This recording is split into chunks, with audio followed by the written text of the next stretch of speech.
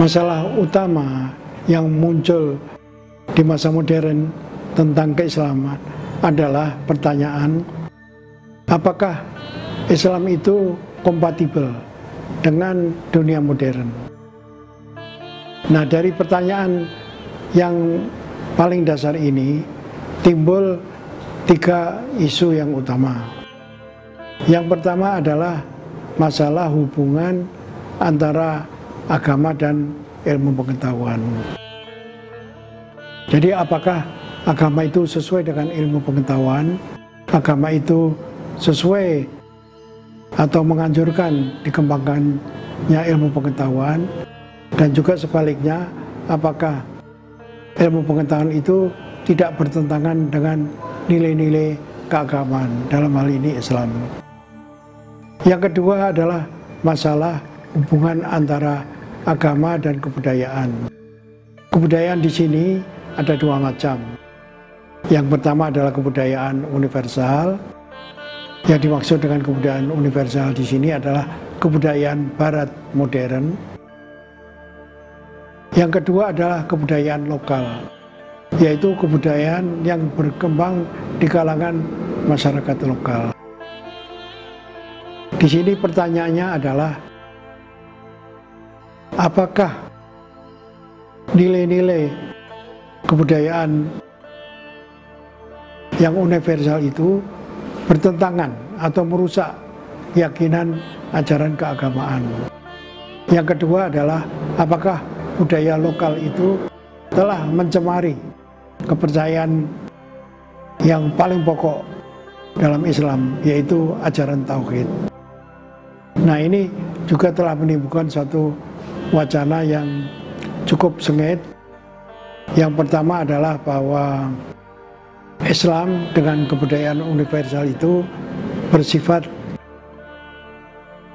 kontroversial, sehingga karena itu yang terjadi adalah clash peradaban atau benturan peradaban.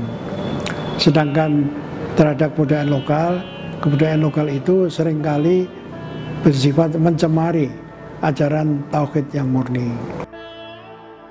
Yang ketiga adalah hubungan antara agama dan negara. Nah, di dalam paham tradisional Islam, maka agama dan negara itu merupakan satu kesatuan.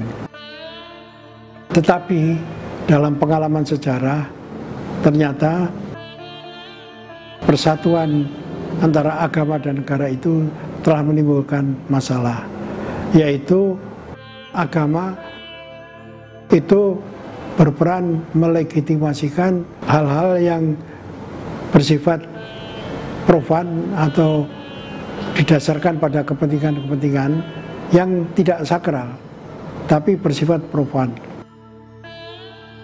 Sebaliknya juga, negara itu jika ikut mengurusi agama akan menimbulkan ketidakbebasan beragama. Karena apa? Karena intervensi negara itu tentu didasarkan kepada keyakinan terhadap suatu aliran pemikiran atau mazhab keagamaan tertentu. Padahal di kalangan umat Islam sendiri, apalagi di dunia pada umumnya, itu terdapat pluralitas pandangan keagamaan. Sehingga jika negara menentukan suatu aliran yang dipakai sebagai suatu dasar negara, maka dia akan menimbulkan sektarianisme yang tidak bisa diterima oleh agama-agama yang berbeda-beda.